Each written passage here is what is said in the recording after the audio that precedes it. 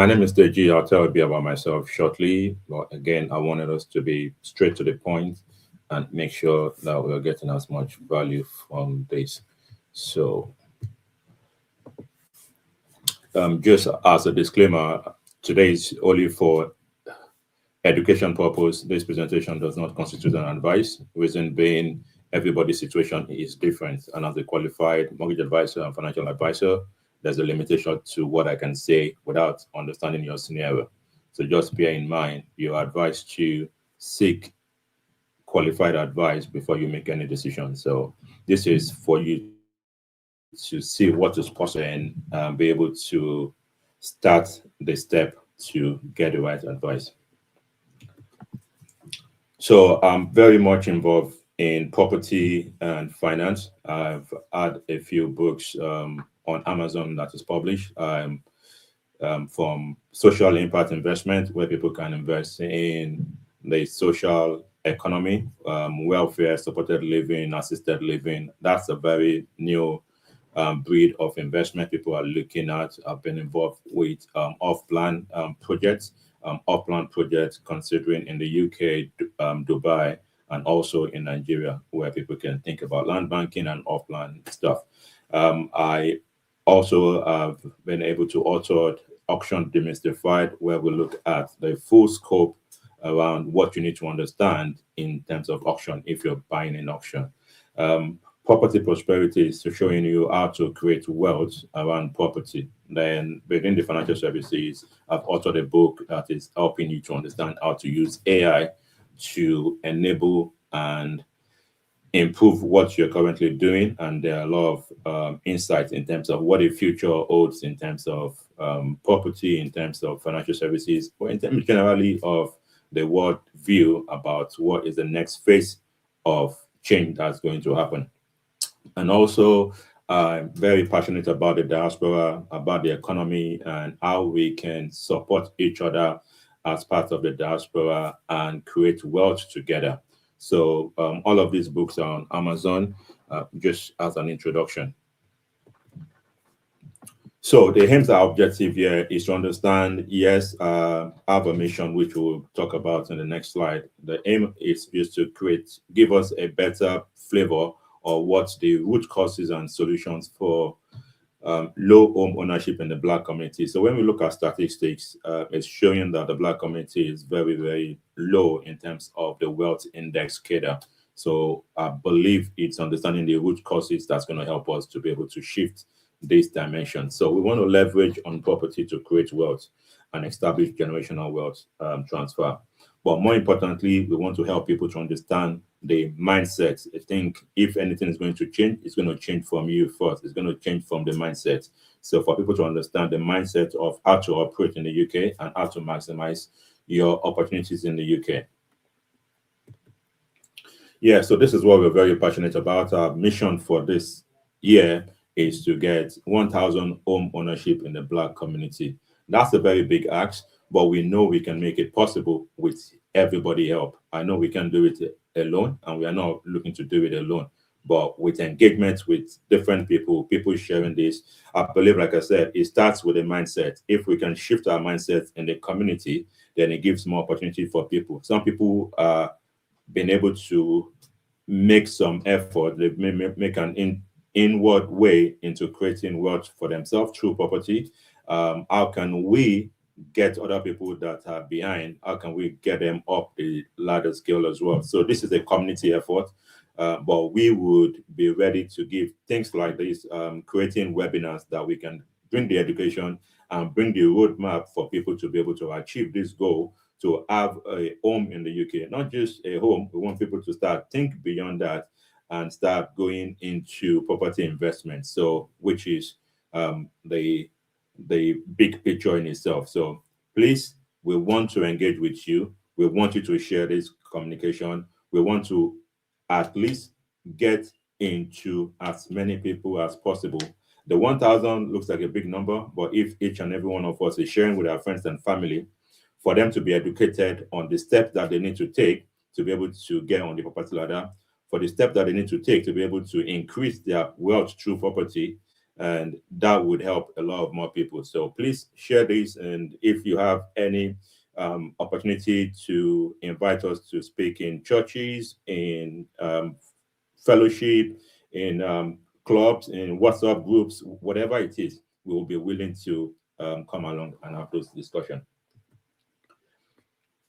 Yes, as part of our objective, we need to understand something big. Mindset is everything. You either think it's possible or it's not possible. We either think this feels like something we can achieve or we feel like it's not. So the mindset question is something you want to ask yourself. What's your mindset, Charlie? What's your mindset in the UK? What's your mindset as a diaspora living in the UK?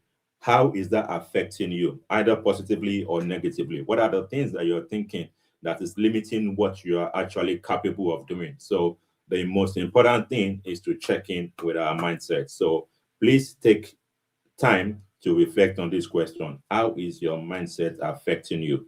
How is your mindset affecting your plan for success? So that's quite an important thing I'd like us to think about. Just briefly, just to show that, yes, we want to bring the education, we want to show people what is possible. But I tell people, as part of financial planning, everybody is at different stages of their lifestyle, and I'll talk about that shortly. But we need to understand that everybody has different goals. Some of this we call life goals. Some people, they are planning to get their kids into university, or they want to get themselves into university. Some people want to buy their first home. Some people want to buy a bigger house. Some people want to get into phased retirement. Some people want to start saving for holiday. So everybody has their different goals. What's important is for you as an individual to understand your goals, to understand what's that life goals, and are you doing the right thing? Are you on the right pathway to ensure your life goals can be achieved? So that's an important part. So talking about life goals, in line with that, let's say is three a few things you need to understand when we talk about financial planning. When I say about financial planning, is having an holistic view about where you are and what you should be tracking, what your finances should be tracking, and other things relating to your finances. So, questions I would like you to ask yourself as part of reflection, because if you want to move anything, if you want to shift anything, you need to understand where you are. That's the first question you want to ask yourself. So, yes, we want to get 1,000 people to get on the poverty ladder this year. But the question for each person is, where am I now? Am I already making plans toward this? Is this already in my radar for something I'm planning for? So that's the starting point. So questions to ask yourself is, do you have well-defined and articulated life goals? I know we've just started a new year, but again, January is gone, February is almost going, and we need to understand, yes, if we're not careful, we're going to get to December and we'll notice that, oh, okay, 2026 is gone. So I would plead with everyone to actually start thinking about these things. Do you have, it's your goals, is your life goals articulated enough to say, I have written it down, I know what I'm targeting, and this is the roadmap towards that. So, question you want to ask yourself, what are your life goals? Please do yourself a favor, start writing something down now. You can shape that up later, but just start now. What are your life goals? Are you on track to achieve your life goals? You have to be honest with yourself. Do a 360 review. How did 2025 end? How has been your journey since the time you are adult enough to start thinking of life? How has that been? What are you tracking? Are you on track for your life goals? That's quite an important question. And you have to be honest with yourself. Why? Why have you not reached, or why are you not on track for your life goals? The problem is not having delays or things are not where you want it to be, but you want to ask why. So that when you understand what is causing, when you understand the root cause, you will then be able to fix this. So it's important, if you're thinking of buying your first property or you want to invest in property and create wealth through this, create a legacy for your generation, you need to understand clearly, where are you currently and what has been stopping you from doing what you need to do. So that's quite an important thing. So I've talked about stages. So we can see we have like a spectrum of maybe from adult age of 20 to 90. Everybody are at different parts of their life. Some people buy property at 20, 25. Some people buy at 40 or 45. Some people to start to work at 30. Some people start at 18. So there's different things that we all are. What is important to you as an individual is identify where you are and understand what you are tracking. That's the important thing. Identify where you are. You might be buying your first property at 50 or at 60.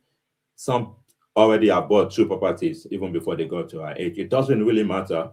What matters is where you are now and how you can move things forward, how you can shift things forward. So, in terms of wealth planning and wealth coaching, one of the things we always say is there are different things to consider.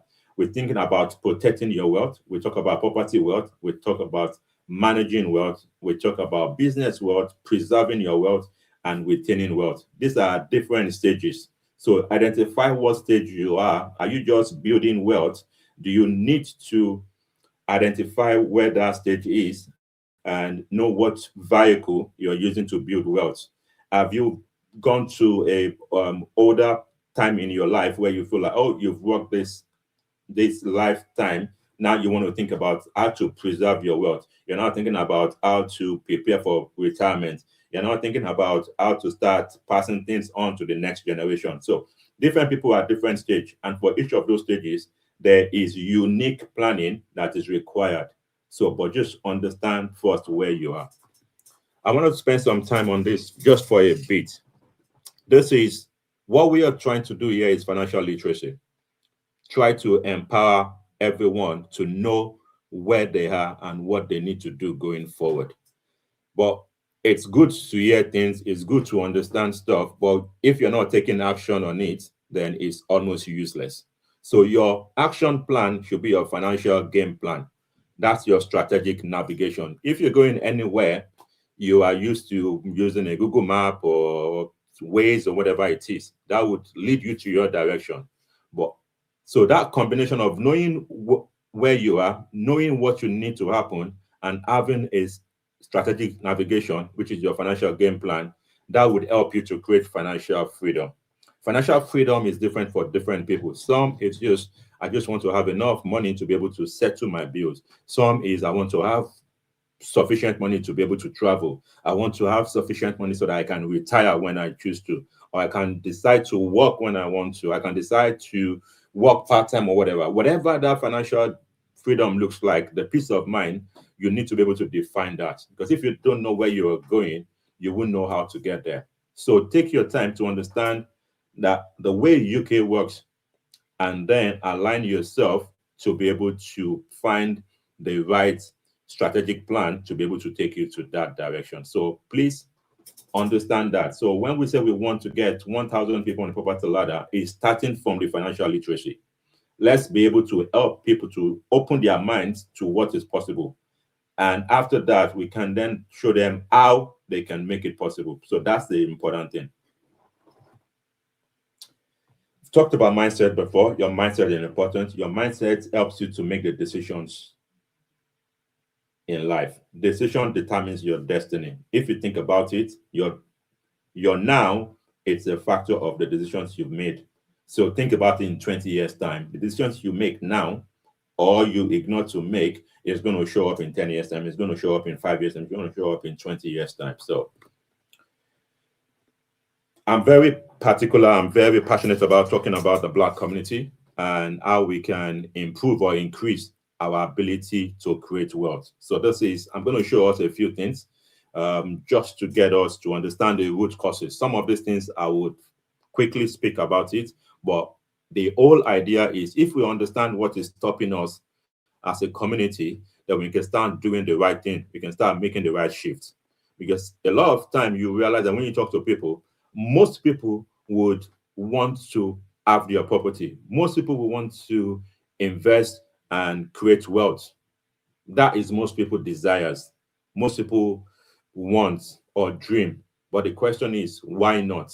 What's stopping people? What are the challenges people are facing? Is there any peculiar challenges within the community that we need to address. And that's what we thought. Let's start to open ourselves to these questions, and it will help us to shift things forward. I like starting this conversation just to broaden our mind in terms of if we are thinking in the right direction. So I use 25,000 income on a yearly basis. Just one second.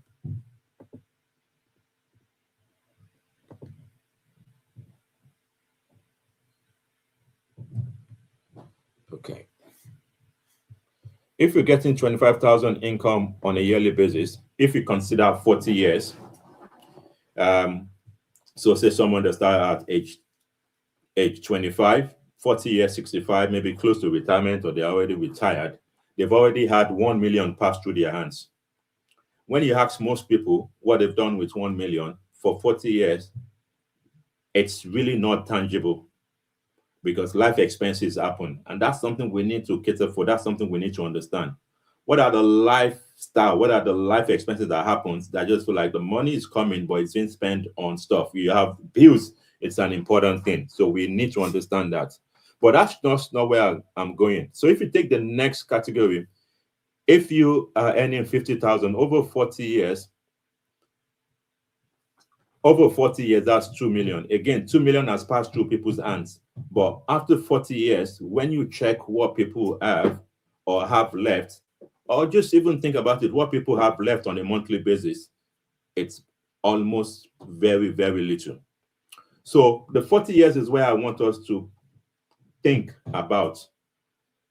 If you live and buy a property over 40 years, that property would be in a different category. So I said that to just try to showcase the fact that while the work we do is important, either you are employed, self-employed, you're a freelancer, whatever it is that we do, those works are important because we need that to support our daily living. But we need to start thinking what's going to happen in 40 years if we can think that far. What's going to happen if I'm 65? But if you take someone that bought just one property over 40 years, most likely they are on repayment mortgage, which means that they are paying the interest and the capital. They are possibly finished the mortgage. If they've not refinanced and all of that, to just keep it simple, they are sitting on an asset that has no mortgage.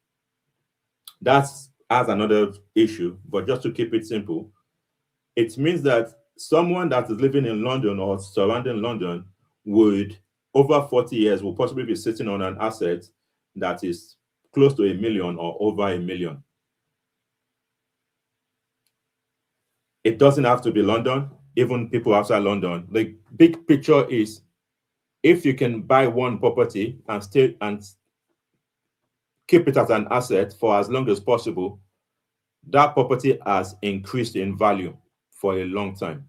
If you want to understand how this is, look at property that you're living in and look at 20 years ago, how much it was paid.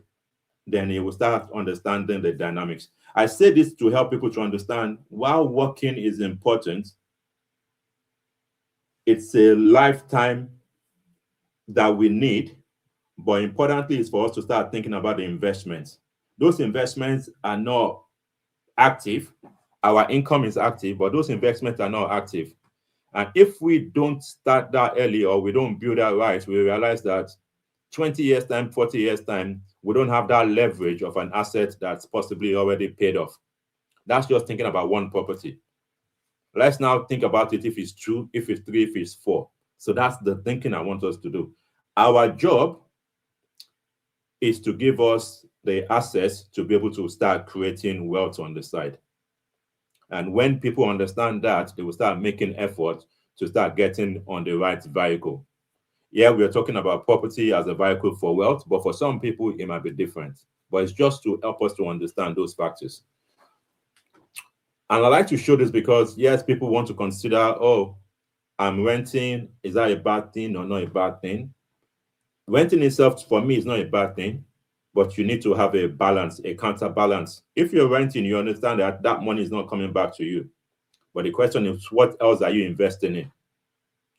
So the most important question is, am I building that investment pot? Am I building that asset that will start generating income for me in future? Or would create wealth because the capital appreciation of that asset is increasing over time? So if you think about how much you are paying in rent on a monthly basis, multiply that by a year, and sometimes people have stayed in the same property for 2 years, 5 years, 10 years. Think about that as money that's never going to come back to you. So that's where I want people to think. And for younger people, they might feel like, oh, yes, maybe I'm saving in rent or not.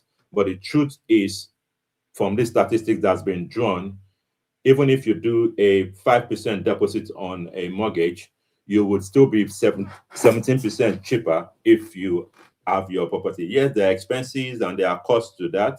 But when you think about the growth, it will make a big difference. So that's just something I want us to understand. So this is the main reason I like to discuss this conversation around where are we as a Black community and what we need to do. So if we look at the statistics on this graph, it shows different indexes for wealth. We have the net financial wealth, net property wealth, physical wealth, and private pension wealth. What you would notice is Black Africans are almost zero in most of the indices. But if we come to physical wealth, we are showing up a bit. And when you talk about physical wealth, we're talking about cars, jewelries, and things that you can physically do as an asset apart from property. So it's in a way means that we're spending money on physical assets, maybe jewelries, maybe cars and stuff. And it's not surprising because as a Black community, you realize a lot of people would have a higher purchase on a car, driving a big car and stuff. So that is something that is happening there. But that's just by the side. The main thing I wanted to pull out from that is when we think about the reason why this is low in terms of the opportunities has been in UK, as we are on the list of the wealth dynamics, is the fact that Africa is possibly one country that we don't do business together. Unlike the Asians or the Jews or others, there are statistics to show that when money comes into an African pocket or African family, it passes to another African person maybe once or twice. But in an Asian community or a Jewish community, they do business within themselves. So everybody is creating wealth as a collective because they are buying things from themselves. They are doing business, they are partnering, they are collaborating. But that's something that's not happening very well. Things are changing. The conversation is changing if you're in the right room. Well, I say this for us to be encouraged that if we are thinking about wealth creation, we want to help 1,000 people on the property ladder, we need to be ready to share the information. We need to be ready to actually work with each other as a collective, not as an individual. So that's one big thing that we need to think about as a community. How can we create more wealth as a community that would affect not just individual pockets, but that would affect us as a collective, but more importantly, that would impact the generation ahead of us? That is really the big picture. That is why this mission to get 1,000, 1,000 people sounds good to get on the property ladder, but that would only happen if we can help people to shift their mindset, if we can help people to shift and see how they can work together and start building the right wealth. So that is really a very important thing for us to know. So I talked about the challenges that we have because it's good for us to have a mission to want to achieve. Oh, I want to buy property, I want to do this. But let's maybe talk about the challenges a little. I won't spend much time on it, but it's just help us to be able to understand the root cause. Because if we cannot deal with the root cause, then we cannot expect to have the shift that we want. So please, some of these might mean something to you, and you want to still maybe note it down and try to see how you can address it. So, as part of this conversation we are having, we encourage everybody to, like I said from initially, this is not advice. This is education. So, we would encourage you, if you have any questions, to drop it in the chat. But more importantly, let us have a one-on-one section when you can. So, book some time with us, and we'll be able to create a one-on-one section.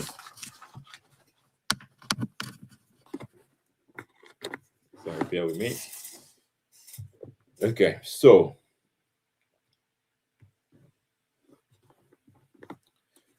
one of the challenge we have is incorrect expectation from homeland. So yes, a lot of people migrated to the to the diaspora, which is interesting, but maybe we have the wrong expectation from coming home. Maybe from coming here, maybe everybody thinks, oh, it's a land full of gold.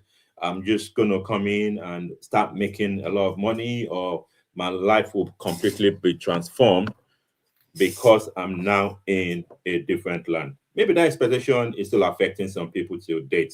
So you want to check what expectation do you actually have, and how is that affecting you. It might not be it might be right or wrong, but you need to understand that. Maybe a section of how UK works, or what is achievable within the system, or how the system works, or what you can leverage on, or what you can leverage on, or the skills you need. It could be different things, but it's just to check in. What expectation have you come in that you realize that, oh, maybe this is not how it works? And the question is, why are you still sticking on those expectations? Should you start shifting things differently?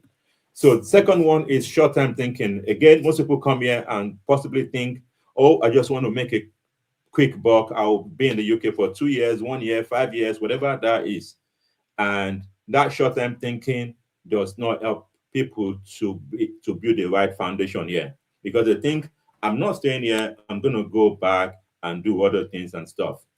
Then maybe things start to change, and that change in itself creates some issues. So just again, one of the root causes.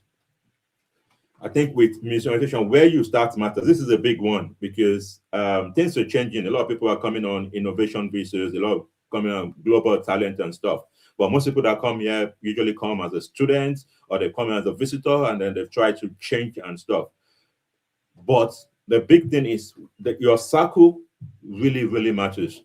If you start with a circle of people in a sector, you're possibly likely to end in that sector, and you might get stuck in that for life.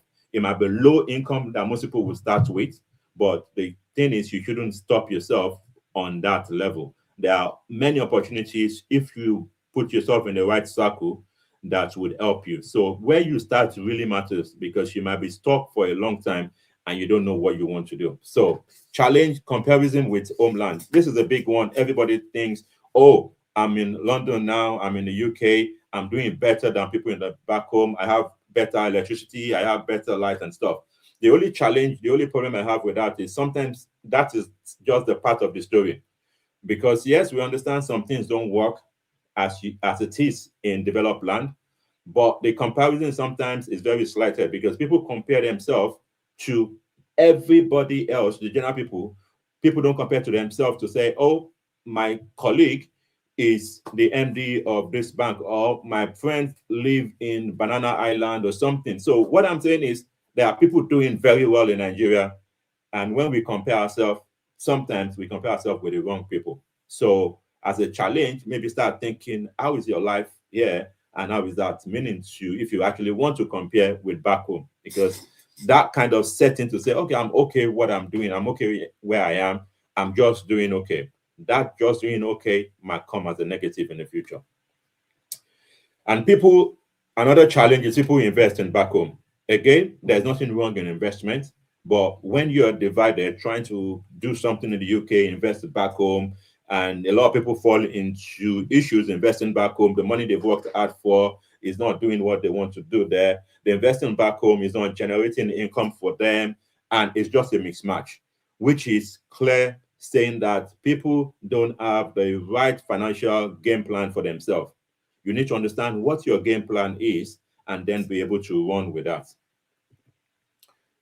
Residency issues. This is a big one. A lot of people still have the right to stay issues, residency issues of different form. So this would impact what they can do, even buying property, investing and stuff, because that's the big Bob thinking on their head. How do I resolve this big problem and stuff? So that is some of the challenge. I'll move quickly. Career misorientation. People come in to do master's degree, do all sorts of degrees. But in the UK, sometimes you realize that, or most times you realize that you need to do a tailored program, a tailored course that would help you. Most employer are not keen on your BScs or masters or whatever that you've come to spend money on. So you need to find those short courses, those leverages that can get you access into what you want. So that is something else that we come as a challenge. Focus on academic versus hands-on. Yes, most Africans are very academic. We have BScs, masters, two masters, and all of those things. But there are other routes, especially when you come to country like this. There are people that possibly would do better being an hands-on person. Maybe they start bricklaying, maybe they start plumbing and stuff. Maybe back home, those jobs does not sound good or professional. But here, if you are in the right trade, you possibly have that opportunity to make more money for yourself. So it's that understanding that I don't have to go through this academic route. I don't have to be working in an office. I can be an electrician. I can be a plumber. I'll train myself for 2 years, whatever it takes. Then this is my pathway. We need to understand that. So a lot of times we don't speak about that. Okay, I'll come to questions later. So please, if you have questions, keep dropping it. We'll come to questions. So missed opportunities like apprenticeship, that's another stuff. The Black community, we don't understand the leverage of using apprenticeship. So I'll beg with everyone, please understand it. I think this week is actually the National Apprenticeship Week. It's a very, very good scheme. Some of these schemes would allow you to have a degree and also be working for an employer that is sponsoring you to work, which most likely mean they're going to employ you and you have experience even while you're going through degree. So it's an important thing that we don't know about. Lack of financial education. Again, this is part of what we are doing. You need to understand how the system works. So that's quite an important thing. Young people, some of the challenges, I say people rushing to leave their parents' home and start paying maybe 1,000, 1,000 to 600, 700 on a room when maybe they can delay that a little bit more and then be able to save for themselves to go and buy their property. So that's something that maybe it's parents and children needs to think more about that. Location bias. Again, people don't want to move. People, maybe it's changing now. Back in the days, people want to come to London and only in London. But now I know people are going further out. So think about it. Find a location that works for you. It doesn't have to be a major city. As far as you can get what you need, you'll possibly be thinking about the cost of living and how you can possibly grow better in a smaller town, in a smaller city, and not just the major ones that you are aware of. So lack of family support and back of mom and dad. So this is still a challenge. Most of the other nationals that I work with, Indians, Asians, even the British, a lot of them have support from their grandmother, grandfather, mom and dad to help them to put deposit down to be able to buy their first property or second property. Or some of them are in line to get inheritance and that inheritance to then buy property. So we can see that most Africans will start from ground zero because very few people have mom and dad that can support them to get on the property ladder. So yes, while this might be the situation now, the question we need to ask ourselves, for your generation, would you be position yourself to a place where you can support your next generation to get onto the property ladder? Not like them being lazy, but you supporting them and putting a structure in place to think about generational wealth. So quickly, social pressure. Again, this is a big one. Africans will like big weddings, will like big parties, will like social show-offs. That comes with a lot of cost. So again, that is some of the issues why people are not financially stable or having the power to grow wealth. Education, loan, and debt. So yes, people have taken student loan and stuff. So one thing I encourage people, parents to do is, if you can, get when your children are going to uni, you possibly, if you can, invest in a 3 bed or a 4 bed in that location, and they would have 3 tenants or 2 tenants paying, while that can support these accommodation fees for your children. So that's the way to balance things. If you can start to invest in the location that your children is going to uni, instead of paying a huge amount to a university hostel. So lack of early investment, compounding interest. So compounding interest is a big stuff. The earlier you start, the earlier you are building capacity to increase your wealth. That's very, very simple. We need to understand that the earlier you start, and even in pension, for people that start early, the the cost of building a pension pot is quite reduced, and the amount of years they use to do that is very reduced compared to someone that's starting late. So, like anything, the later you start, the more effort and the more work you need to do. So that's quite an important thing. Um, Affordability issues. Most people, when you talk about mortgage, one of the big questions we would ask is, what is going to be affordable to you based on your income? And because a lot of people are on low income jobs, then it becomes a struggle. So it stops them from getting on the property ladder. Early lifestyle upgrades. So some people are already on the property ladder, but maybe instead of buying an investment property, they want to live in a bigger house. They want to increase their lifestyle, which means that they don't have money to invest. So that's something we need to be mindful of. Lack of community orientation and support. This is big. Again, I've said it before, because we don't do things together as a community, it's robbing us of where we should be or where we should be positioned. So if people are joining forces together to work together, maybe 5 people coming together to invest through a limited company, put a structure in place and invest in a property. Yes, you might not have the money for the deposit, but you might have 5,000, and 5 of you come together and start building well that way. As far as there's a structure, a legal structure laid down, everybody understand what they are coming into. If we start doing this, 10 years time, 20 years time, it will be a different game. Because the same person that has 5,000 might not be able to start anything. That money will go to something else. But if they can start with other people, then that is building wealth collectively. Yeah, people have credit issues, again, because they don't understand the financial impact of every decisions and every mispayment and every maybe CCJ that they have. Maybe they have disputes with their utility provider, and that leads them into issues. They don't pay up on time. When people understand the impact of that, they will be able to make the right decision early. Religious bias, people always don't understand, should I actually buy a property or should I get a mortgage? Mortgage is not a good thing or it's a bad thing and stuff. So that bias is causing people not to get on the property ladder. But you need to understand how the system works and how you can use it as a leverage for yourself. Over leverage. Yeah. So again, some people might take too much on at the same time. Maybe they're paying for school fees, the children is in school, so many things is happening at the same time. They're investing in this and in that and stuff, stocks, um, crypto, so many things. It's good to invest, but you need to understand what your game plan is so that you do not over leverage yourself. Because over leverage could mean that you lose everything you have. So that's something important that we need to understand. Low risk appetites. A lot of times when you ask some people why you're not investing, for like, oh, my, I have a friend that I've lost money on buy to let, or the tenants are not paying, and so many stories will come up and stuff.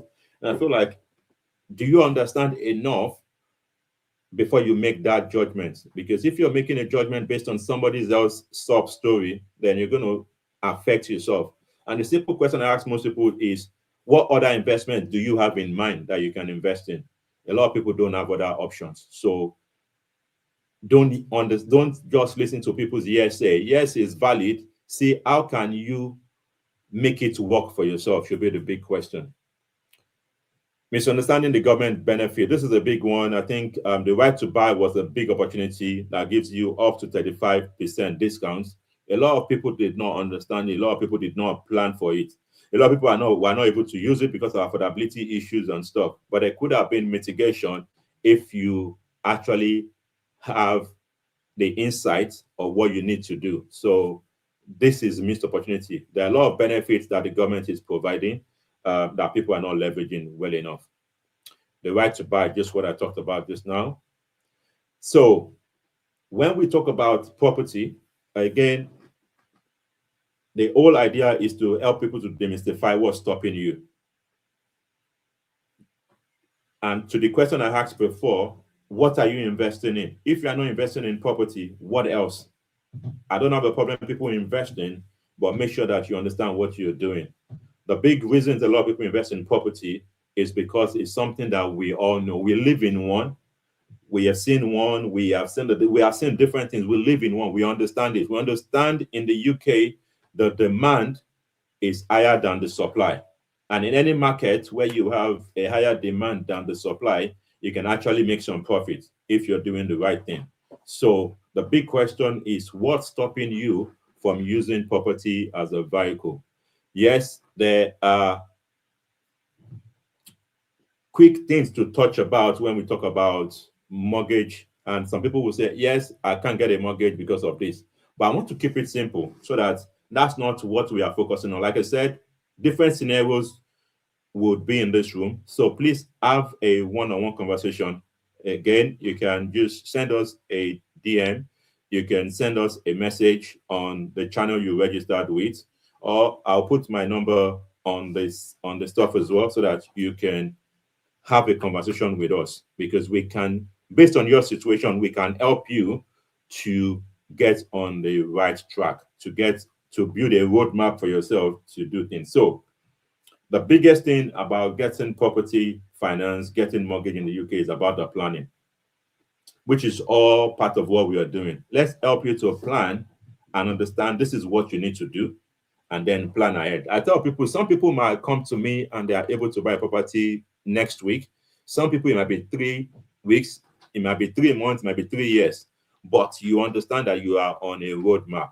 So different people will have different situations. So we look at those situations, we look at those scenarios, and we help them to create a plan.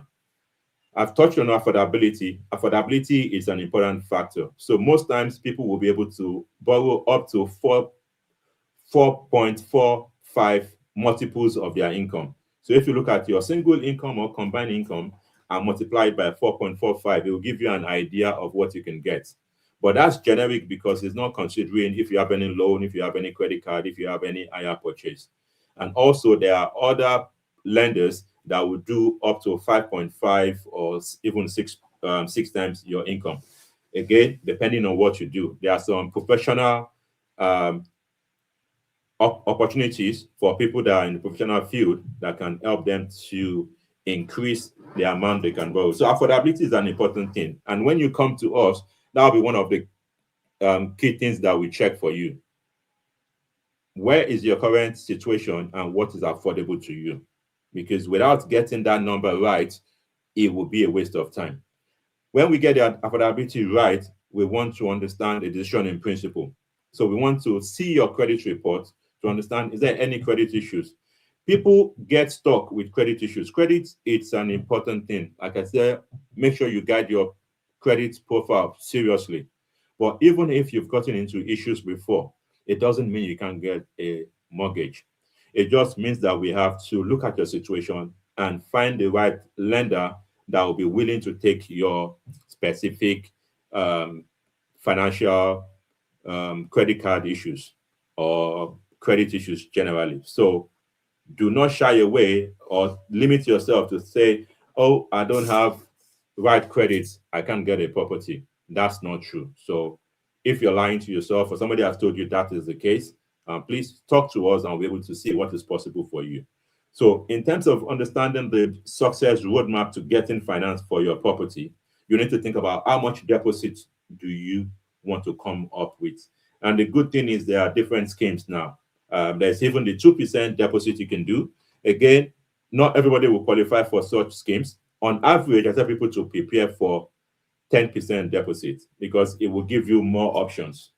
But if you don't have 10% deposit, yes, there are other schemes that could work.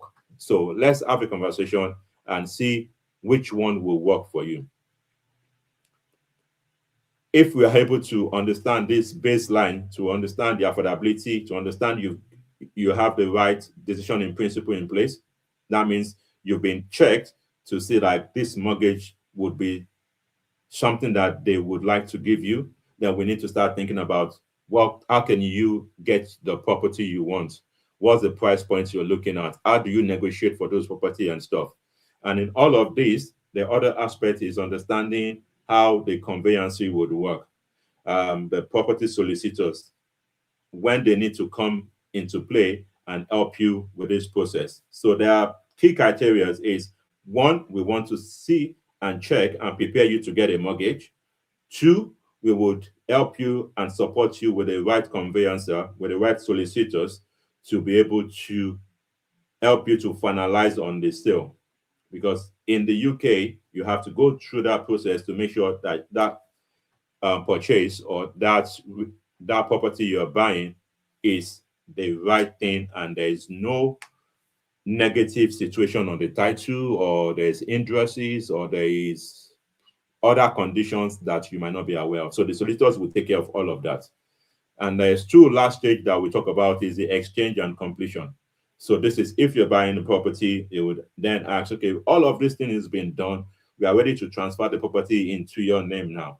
What date would you want for us to exchange? That's the exchange of contract. At the time you exchange the contract, then that becomes a contractually binding contract. And then you will then complete, which is when you will then get your keys. So we want to keep it simple so that people are not too focused on, oh, this is the reason this is not working for me and stuff. The mortgage could take months. We're not denying that fact, but the process is simple. You need to know where you are starting from and know that how do you get to the end where you can secure a mortgage with a property that you have desired or you have chosen and then complete on that. The same process happens for either you're buying a property to live in or you're buying a property as an investment. There's just a slight difference in terms of deposit, which I will talk about quickly. Yes, so we got different, I think I've touched on this, so I'll just skim through it quickly. It's just talking about the different government schemes, the help to buy options. We don't have the help to buy again, only in Wales now. First home schemes for people that are working in key worker roles. The government have first home schemes that could give you up to 30% discount. There's shared ownership. Again, young people come tell me, should I buy a house or should I buy a flat? Should I buy a shared ownership? The important message is start from where you are. If what you can afford is a shared ownership, then buy whatever percentage you can afford. Even if it's 50%, you know that you have invested in something. You have gone through the process of getting a mortgage and your property is increasing in value. So just start from where you are. Let nothing stop you. Oh, I'm looking for the perfect house.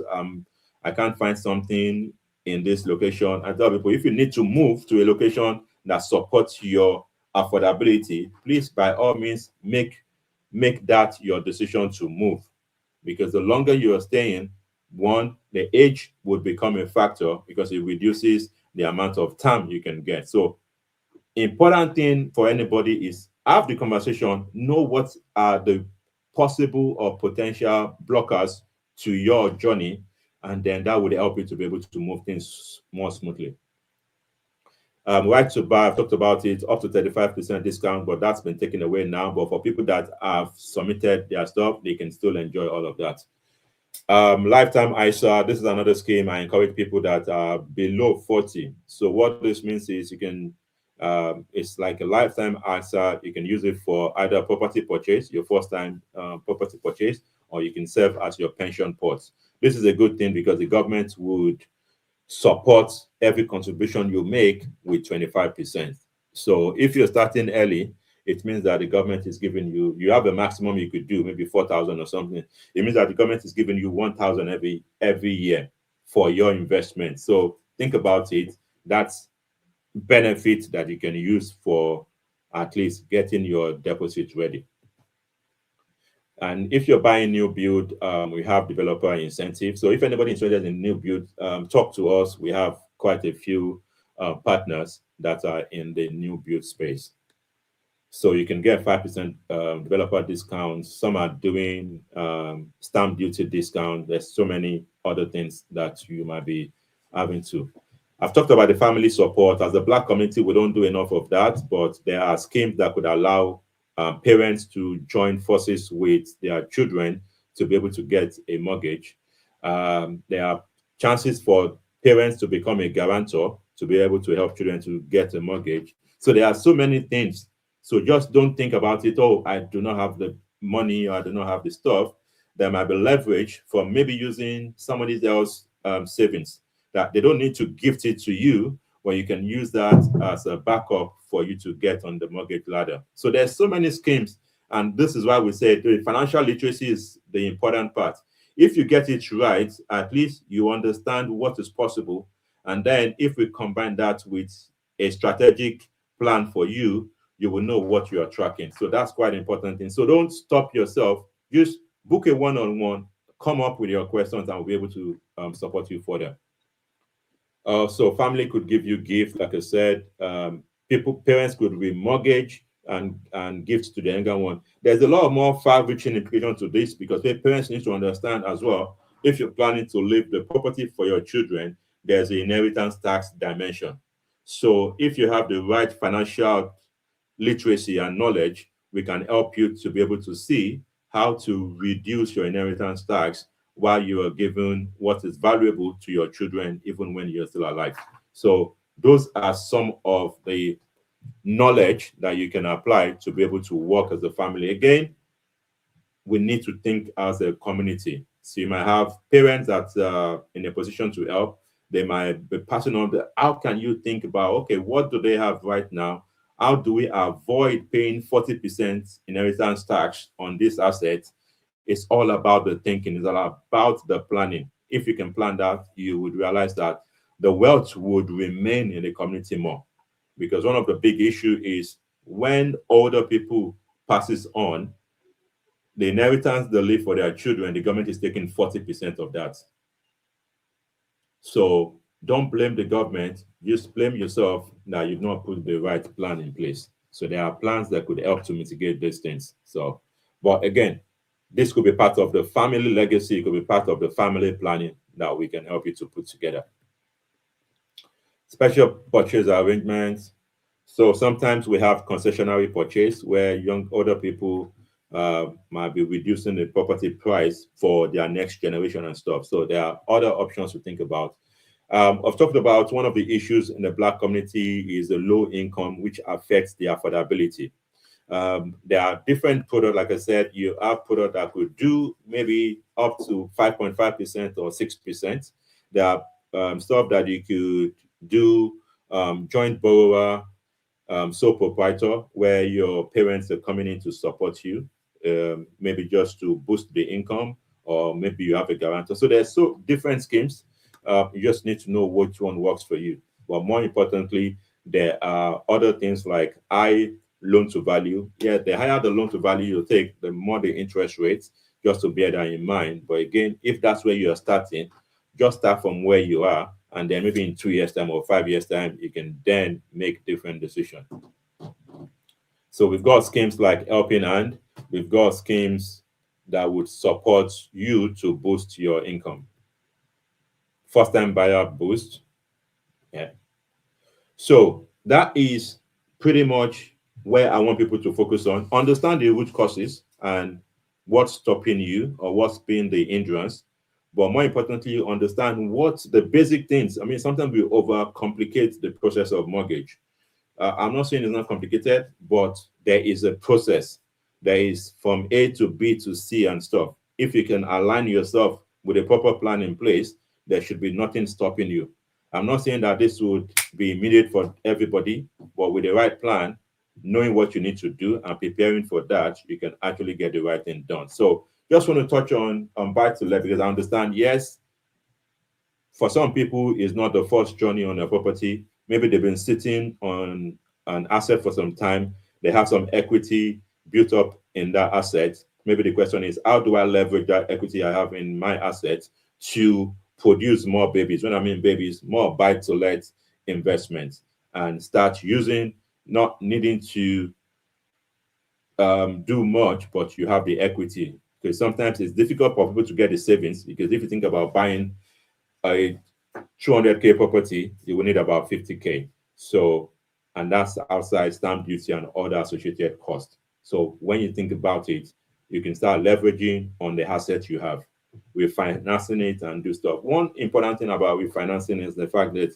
that's possibly the only money that is not taxed in the UK, because it is considered as debt on your assets. And you can use that to build your property portfolio. So if you are interested in that, please let's have a conversation. We can walk you through step by step how to make that happen for you. And it could be within a 5 years, a 10-year plan. You could have multiple investment property that will be getting ready to create cash flow for you in the future years. So that's important. So just the basics for buy to let, you need to understand. Most times we have 75% loan to value. It means that you need 25% deposit to come in. That's most times. But there are lenders that might do 20% deposit to give you 80% loan to value. The rental interest, the rental and the interest ratio is the important thing, because this is not based on your income. Either it's affordable to you or stuff. This is based on the rental income you are getting. Because remember, you as a investor, you as a landlord, you are buying a property. Yes, you're buying the mortgage, so you're paying for the mortgage, but the tenant is paying you rent. And if you do it right, your rent should be more than what you're paying as mortgage. And that's the key difference. So your rental cover is important. So sometimes in areas where you have low rental income and the property value is high, especially in London, you might then start to see things like top slicing. Top slicing means you can then use your income as part of the affordability calculation for your buy-to-let investment. Those are technical terms. I don't want to bore you with that. But if you have any question particular to that, or if you understand your scenario, we'll be able to tell you what will work for you. And most times, as part of a buy-to-let investment, most lenders would want you to have 25,000 income. But there are lenders that will do less. There are lenders that don't need you to be earning income. So there might be people in a position where they are no longer working. They are no longer getting income. Maybe they are getting pension, or maybe they are getting low income. Maybe they have their own business. And for tax purposes, they are minimizing how much tax they are paying and stuff. So that could work for them. So there are lenders that would look into that. So just to bear that in mind. So talking about buy to let, the question most people ask now is, do I buy in personal name or in limited name? That question is different for different people. So I always encourage, speak to your accountant, but more importantly, think about it. What's your long-term plan? If you understand what your long-term plan is, it would help you to decide where and what you need to do for the future. So two things that people should understand in property. Yes, even if it's a residential, yes, people want to buy property for, I like the kitchen, I like the garden, but what you need to be thinking about is the numbers, is it making sense? What is the yield? What's the return on investment? What is the capital appreciation in this area? What's making capital appreciation grow? So you need to target hotspot area that is, maybe regeneration is happening in those areas. Maybe they have a new transportation link. Maybe they have a big factory. What is the driver that is making it an investment hotspot for you? So I tell people that most times in property, you make money when you buy. Because the same asset you're buying, somebody might be able to negotiate a 5% discount. Somebody might be able to negotiate a 10% discount. But some other person will buy it at the full price. So if you know what you're doing, if you understand the system, if you're working with people that can support you, you can actually leverage on that and make money while you are buying property. There are things they call below market value assets in the UK. It could be distressed for different reasons. It could be unlivable. There's so many things. This is not to go into that. I'm keeping it very basic for people to understand property as an asset class, property as a vehicle of wealth. It's something that I now understand better, and then we can explore what it means to you. So, just generally, just think, I mean, most times people just think about buying a property to live in or to rent out, but there are other interesting things. I just call them creative concepts, uh, because how do you increase your knowledge and your income through property? It's just not by getting being a landlord and stuff. There are other things. There are people that do rent to rent. They don't buy the property; they rent the property from a landlord and then they rent it out, maybe on an individual basis, or they rent it out on an Airbnb and stuff. There are people that go out and find deals. I'll talk about below market value. Their job is to find you good deals and then they get paid for that. As far as it works for both parties, then that's a good thing. There are people that invest their assets in service accommodations. Instead of leaving it to a family home, to one single family home, they put it on Airbnb, Booking.com, and the likes, and they rent the property out on a night basis. Yes, not all the nights will be occupied, but because they are charging a bit more on that, they can work out what capacity do they need to be able to break even, what capacity do they need to be able to make profit from service accommodation. So other things, we've got the HMO, house of multiple occupation, where depending on the area you have, there are different there's, but generally they are saying any property um, that is 3 floors and have five, at least five unconnected people that are staying together is then considered an HMO.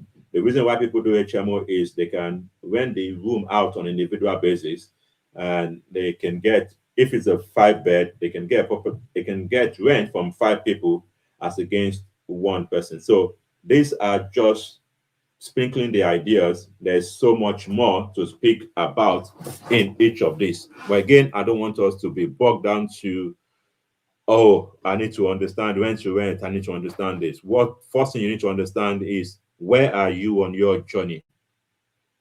Do that check first, and then speak to someone that can help you to know, this is where I am, and this is what I need to plan for. This is what I need to do. So that is where we want to just draw some light on.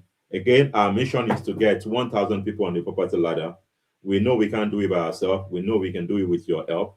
We know we can create the education that is required for people to be awakened to these things.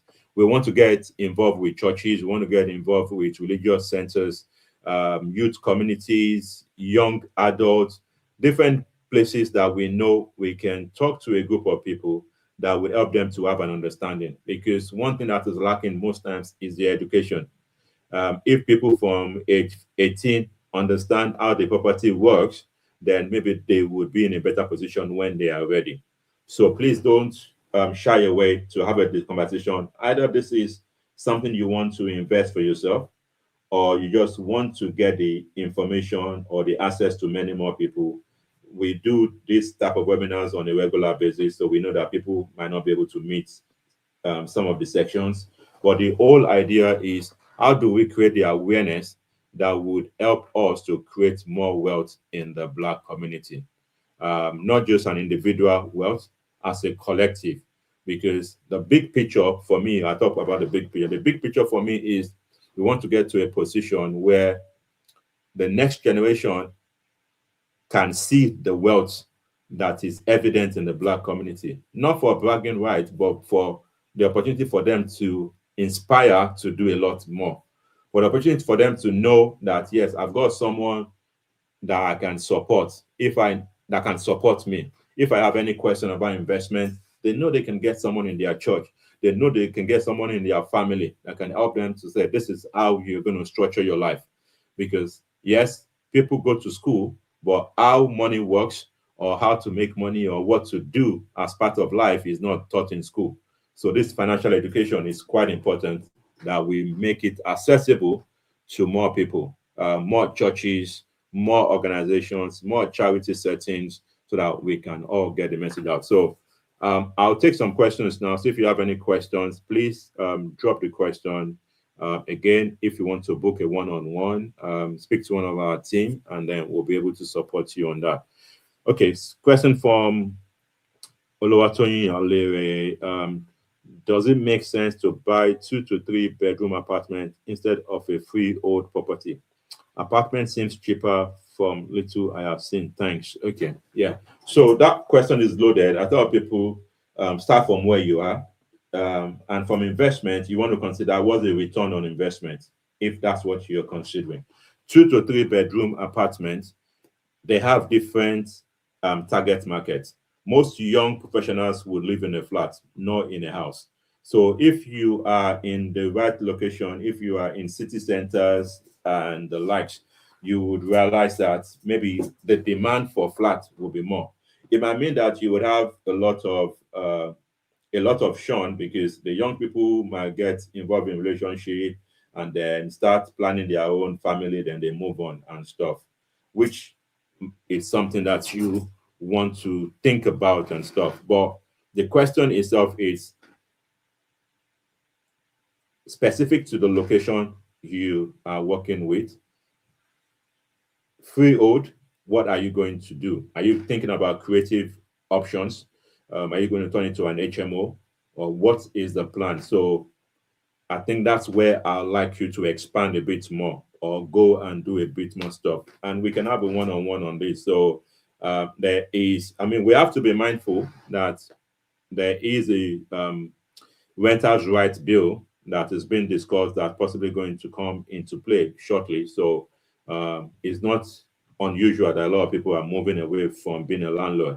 But again, people will do different things. Let the headline news not be your major decision.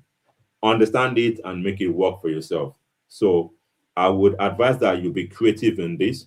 If you feel like the area could attract more service accommodation structure, then maybe apartment is what people are looking for because it's not their home. Again, depending on where. So, but more importantly, think about how can I buy at the right price? When I mean the right price, at the discounted price, that would mean that you've already built in equity in the property. So that is important thing. So our number is on that. If you could just take the number, it's 07757 606 529. I repeat, 07757 606 529. So if you have any question or you want to book a one-on-one, we can do that. I will drop another number and maybe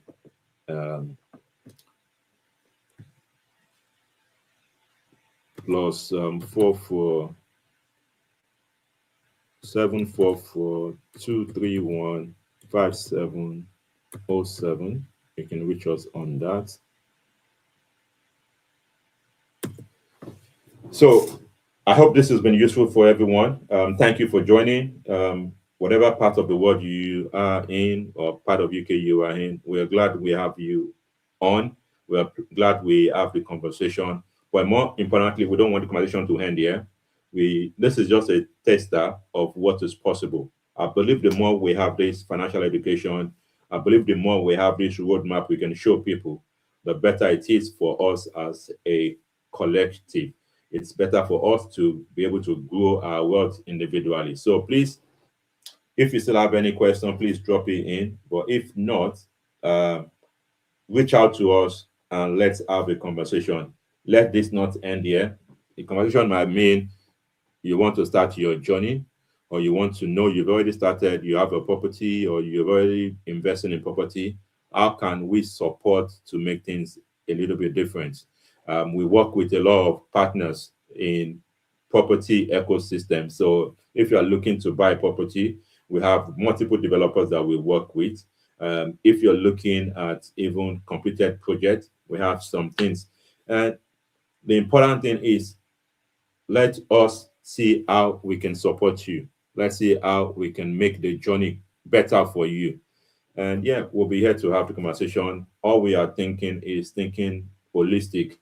How do we think not just for ourselves, but for the bigger picture of the changes we can make to our community? So if individually we are positioned ourselves for increase and for wealth, then it would have an impact on ourselves, our church, our community, and more importantly, our future. So I think that's the big picture. So if you have any opportunities for your church, please let's have the conversation. We want to get this message to as many places as possible, and we want people to be able to take action. So whatever you have been able to listen to today or gain today, please, the important thing is let's take action on it. Sometimes you need someone to hold your hand, like you need a coach to hold you as a sport person. It's not because they don't know what you need to do, but we can help you to get to your destination quicker. We can help you to avoid the blind spot. We can help you to plug you to other community minded people that will be able to then work together and make something happen. So thank you everyone for joining. I was still happy to take more questions if anybody have any question. But if not, we'll be doing this on a regular basis. So if you know anybody that is looking to get on the property ladder in the UK, either they are already on one or they want to increase their portfolio, or they just want to understand how can they can start planning for the future, we would love to have those conversations. And just for awareness, we have two series of webinars, education series we do. This one is focused on the UK, people that want to buy property in the UK. We have other series that we do for foreign investors. Because one thing people don't realize is foreign investors. So take Nigeria for an example. We help a lot of people from Nigeria to buy property in the UK.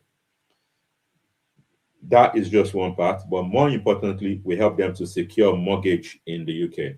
So if you have anybody that is looking to invest in the UK, there's so many reasons. Some is just to build global wealth. Some is to diversify their income. Some is to get pound-dominated currency. Some is to prepare for the children education, and so many reasons. And for some, it's to leverage, because most people don't realize that you can be living in Nigeria and get a mortgage in the UK as an investment. People don't realize that opportunity. So if you know anyone that wants to do that, we would love to get introduction to those group of people. And as a business, and the developers we work with, they would obviously give you a thank you for doing that. When I mean a thank you, they will give you a gift that will be packaged specially for you for introducing us to others in foreign land that want to invest in the UK. So I think there might be a question. Can you buy your residential property with a limited company or put it in a trust? Which is preferable? Okay, yeah. Limited company usually would be for investment purpose. That's the restriction. So again, nothing stopping you to buy as a limited company, depending on the level of your company, because you can buy as a limited company for the use of maybe the MD of your company and stuff. Again, that comes to the level of that company. If your company is still small and stuff, then they just know that it's called backdoor resi. Some people, due to affordability or due to credit issues, they can't get their residential property. They would then have to try to game the system to go and do a buy to let. Maybe because they have the 25% deposit. And like I said before, the buy to let is not assessed on your affordability, it's assessed on the rent it can bring in. So that would be a question that would worry the lenders in terms of if you're buying as a limited company and you want to live in. But if you can prove beyond doubt that your company is structured and stable enough, and they can afford to buy an asset in the name and make it usable for any director or any employee or something, that's a different culture of it. What that means is there's complications to consider. So if there is no specific reason or need, you want to weigh it against, yeah, most lenders will not allow you. So the few lenders that would, they need to be satisfied it is not a backdoor residential you're trying to do. So that's an important question. And also in trust. So this is not your usual starting level stuff. So these are structures that people use. Trust, it's an option for you to be able to get a mortgage in trust. But again, the lenders that are available for trust, it's very limited. So you need to be able to work out what is the benefit for you. I know there's a tax um, consideration where people think about, I want to put it in a trust or not in a trust. Most times I tell people, speak to an expert, a property tax expert that will be able to work the scenario for you. Because yes, you might put in a trust, you need to consider what are the upfront costs. How much is it costing me to put that property in a trust and be able to get a mortgage? What sort of interest rate would I be getting for a mortgage on a trust? How would that be now and in the future? So there, it's a possible options, but one thing to be aware is it's a complicated option. You might be able to pull this through, but you have to have valid reason why it's the sensible approach. And again, I tell people to be careful because there's a lot of things going about saying different scheme and stuff. You want to put yourself in a scheme that the HMRC is not going to come back in years to say you are owing us this because you have technically defrauded the system. So just be aware of that. But yeah, to your question, sir, yes, you can use a limited company, you can use a trust. For someone living in there, maybe a trust will be a better option. Again, it has its own complications. So I hope that answers your question. But again, if you have any question, anybody has any question, please let us do a one-on-one, book a time with us. Either myself or someone in my team would be able to support you. Okay, I can't see any more questions, so I just want to show my appreciation again.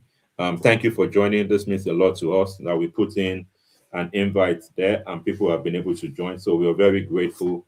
Our passion is to be able to provide the financial education required, and above that, we want people to be able to take action on what we are sharing, and it would be our joy to be able to reach a 1,000 mark for people that have decided to make a decision to understand how property work, understand how mortgage work with us with a professional, and then support them to get on their property ladder. For some, it might be their first property. For others, it might be their investment property. So it would gladden our hearts to know that you're taking action based on the little we've been able to share today. So today is Saturday. I know you possibly have many other things to do. Today is Valentine's Day. You have many other things to do, but you've decided to be here. Please make sure that you take some action from this. Make sure you make it useful. And more importantly, you want to share this with people. And we would welcome as many places that we can share this information. Again, that is what we want to leverage on. We know we can't do 1,000 by ourselves, but with your help and the network of people that we have access to, we know we can make something happen. So thank you again. Thank you for joining this. It means the world to us, and we're so grateful that you've stayed on to the end.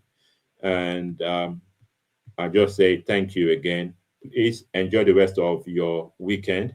And if any question at all, property, mortgages, insurance. I know I didn't speak about insurance, but I plead everybody to make sure that they review their insurance. If you don't have insurance, I really, really encourage people to understand how that works. I'll talk briefly about that because it's just come to mind. Because sometimes in the Black community, these are some things we are afraid of. But at the same time, we see things like people getting into issue, and then they have to resort to GoFundMe. They have to try to raise money for this, raise money for that. Again, maybe that's something I'm going to add to my to some of the root causes, because if we are using the right level of financial instruments, this could be a wealth generation plan. Because think about it, some people leave their family to fend for themselves because they've lost the parents, and the life of those children is changed completely. Maybe they take them to care home, they take them to foster care and stuff. Their life changed completely. But let's imagine that they have taken the right financial instruments, financial protection, to make sure that if anything happens to them, their future, their children is taken care of. And this is something that we don't talk about. No, a lot of people don't want to talk about debt and stuff. But when you start thinking about assets and having things in the UK or living your life in the UK, there are some things that is avoidable by just putting the right plan in. So it's very important, if you don't have a insurance coverage, life insurance, critical illness, income protection, and everything else. It could be fraction. There's so many things. If you don't have that, please, I will plead with you, have a conversation with us just to understand what it means, because that's something that we don't speak about a lot in the community. And for some of the things I've seen, because we see a lot, we talk to a lot of clients, we work with a lot of people, a lot of things come to me, and I see that. I think we can avoid some of the havoc that we are causing ourselves, or we are doing for the next generation. So protection will be something big that we want to start having conversation on. We are not shy to talk about these things. If anything happens to you, either death, either accidents, whatever it is, we don't pray for any of those things. We say God forbid, but just think about it. What's going to happen to the future that you are planning with your family? Just think about it for a moment. So please, I beg everybody to do the right thing by themselves, to do the right thing by their family. These are basic things. And if we can't take care of the basic, then maybe we're going to have a lot of issues for bigger things. So please, we would love to talk more about this. Some people already have some sort of financial instruments in place. But what I see sometimes is they've gotten the wrong advice. They don't understand what and why they have taken the protection they have, or it's not the right fit for them and stuff. So again, similar to age, the earlier you get these things sorted, the better it is and the bigger the benefits you can enjoy. So there is so much benefit to having your life insurance and everything in between sorted properly. So I'll just end on that note. Please do the needful for yourself, do the needful for your family, do the needful for the ones you love, do the needful for the community, so that nobody would need to raise a GoFundMe for you or for someone you know. For people that are connected to you, encourage them to do the needful, because their life or their situation might affect you. So help us as a community to grow and not worry with the basic things that could have been sorted, but it was left unattended to. It was left too late. So we plead for people to be able to do the right thing. If you have any question, if you want to know more about that, we'll be willing to share more light on that. So thank you very much for your time. Don't want to keep you any further. Sorry, the insurance bill just came to mind. There's a lot of things that's been coming up in the Black community, and I just feel like we need to talk more about it as a community. Why and what people need to know to get the basic in place. Because like I showed, there are different basic and different levels of what we need to be planning for. So your life insurance are some of the basic things that at this point we shouldn't even be having issues with. So thank you again. I really, really appreciate you. If the in future we would have some more. So if you want to join us again, please, you are by all means welcome. But more importantly, share this with one person. That one person you encourage that one person you nudge, maybe the missing part to creating wealth as a collective. Let's not be thinking individually. Let's think about how we can work together as a community and build wealth together. Thank you very much. You enjoy the rest of your day. Bye bye.